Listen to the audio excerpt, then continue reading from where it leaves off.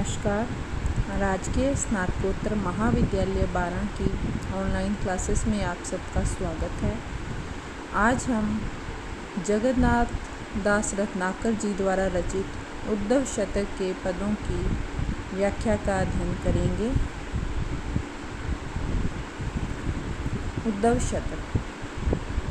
उद्धव शतक काव्य का जो प्रथम पद है वो मंगलाचरण के रूप में लिखा गया है।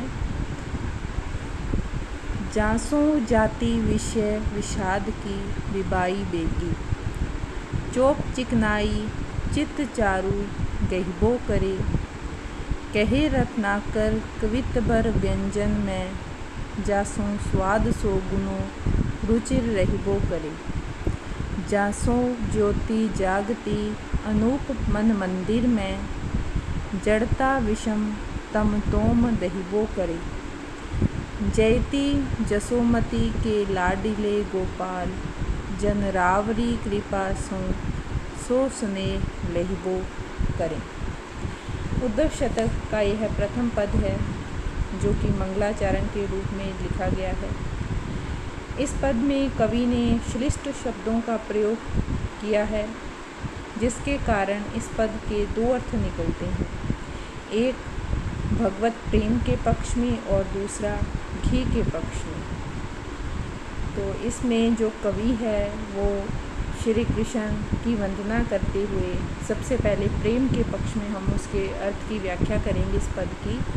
तो कवि जो हैं वो श्री कृष्ण से प्रार्थना करते हुए कहते हैं, जासो जाति विषय विषाद की विबाई बेगी, चोप चिकनाई चित्त चारु गहिबो करे। जासो शब्द का अर्थ है जिससे, विबाई शब्द का अर्थ है कष्ट दुख, बेगी शब्द का अर्थ है शीघ्र, चोप शब्द का अर्थ है उमंग उत्साह। तो इसमें कवि कहते हैं कि हे यशोदा के लाडले पुत्र श्री कृष्ण, आपकी जय हो। आपके जिस प्रेम से काव्य की जो कथा वस्तु है वो खंडित होने की आशंका से उत्पन्न दुख जो है शीघ्र नष्ट हो जाता है, जिस प्रेम से मेरा मन उल्सित होकर उत्साहित होकर उमंगित होकर उसी सुंदर प्रेम को ग्रहण करता है।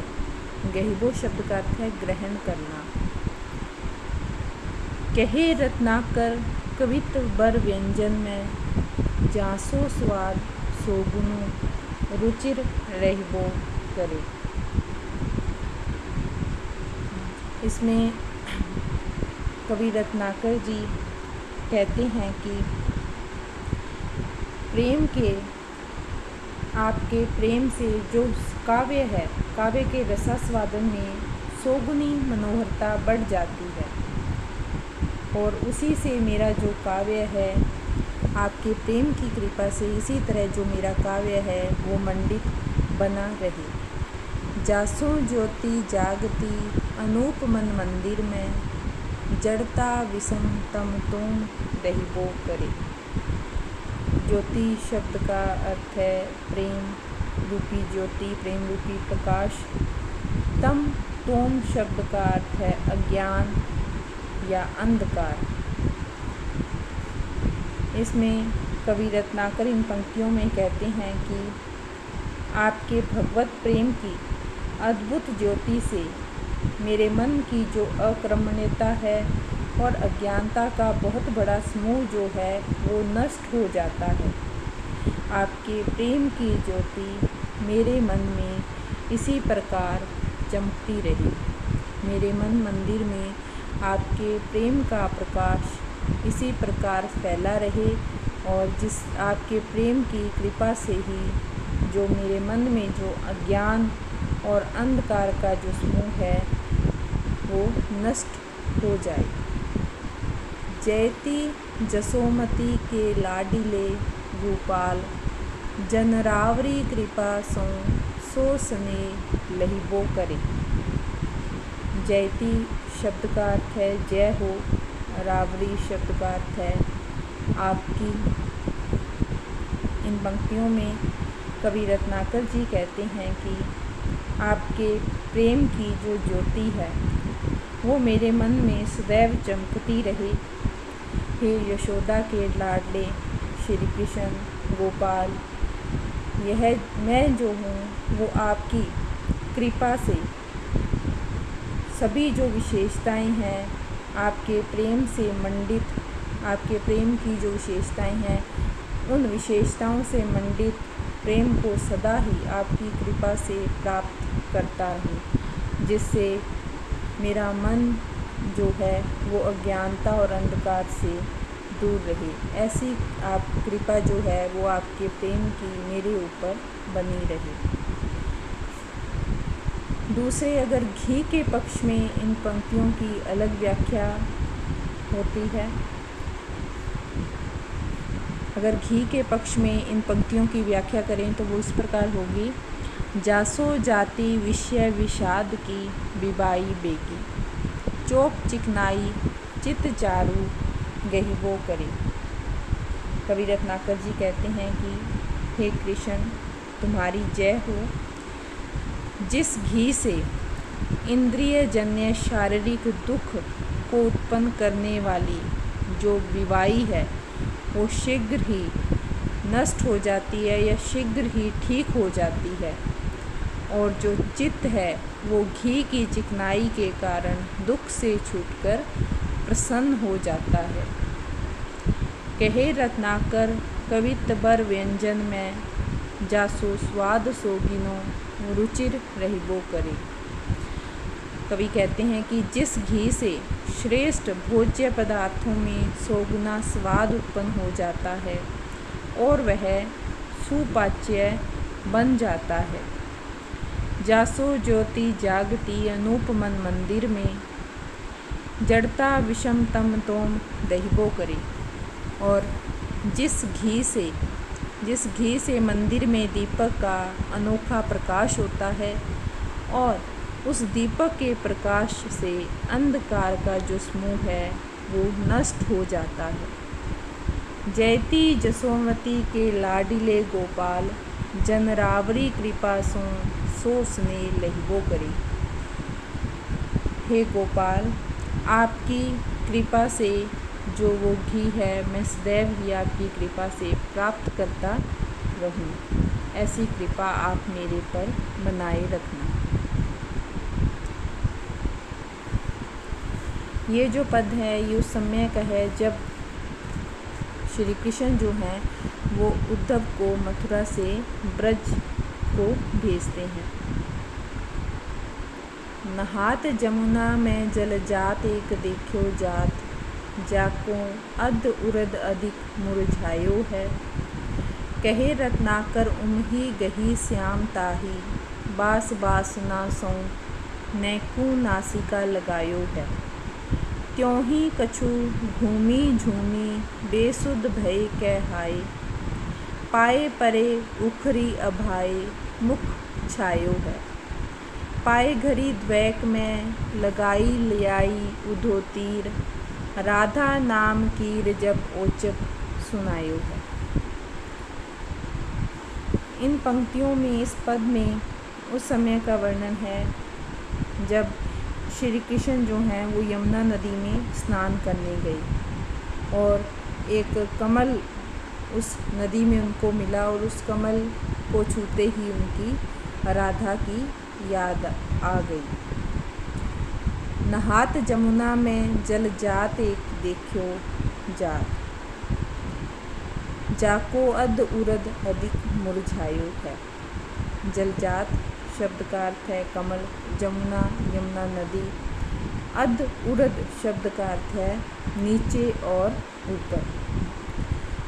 कवि कहते हैं कि एक दिन मथुरा प्रवास में श्री कृष्ण उद्धव के साथ यमुना नदी में स्नान कर रहे थे और उन्होंने एक कमल के फूल को बहते हुए देखा।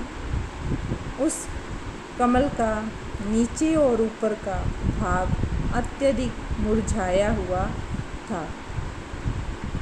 कहे रत्नाकर उमही गही श्याम ताही, बास बासना सोने को नासिका लगायो है। ही शब्द का अर्थ है उमंगित होकर, गही शब्द का अर्थ है पकड़ना, बास बासना यानी कि सुगंध, और नासिका शब्द का अर्थ है नाक। उस कमल जो यमुना नदी में श्री कृष्ण को स्नान करते हुए मिला, श्री कृष्ण ने अत्यधिक उमंग के साथ उसे पकड़ लिया और उसकी सुगंध को सूंघने की इच्छा से उसे थोड़ा सा अपनी नाक पर लगाया।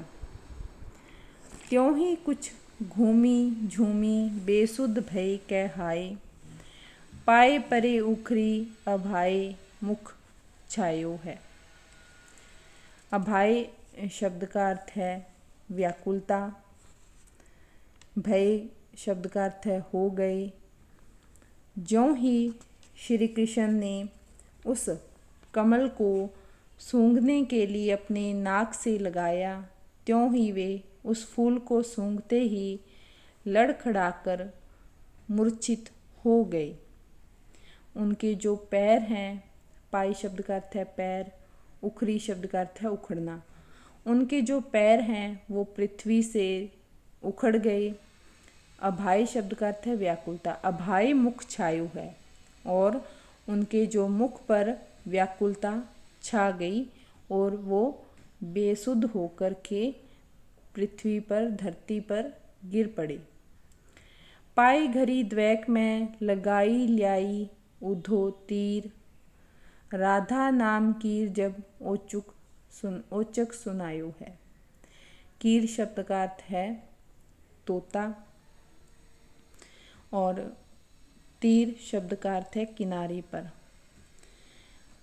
कमल पुष्प को सूंघते ही जब श्री कृष्ण मूर्छित हो गए, तब उद्धव जो हैं वो उन्हें किनारे पर ले आए, और जब 2-1 घड़ी में उनकी मूर्छा टूटी, तभी तोते ने अचानक ही राधा का नाम सुना दिया।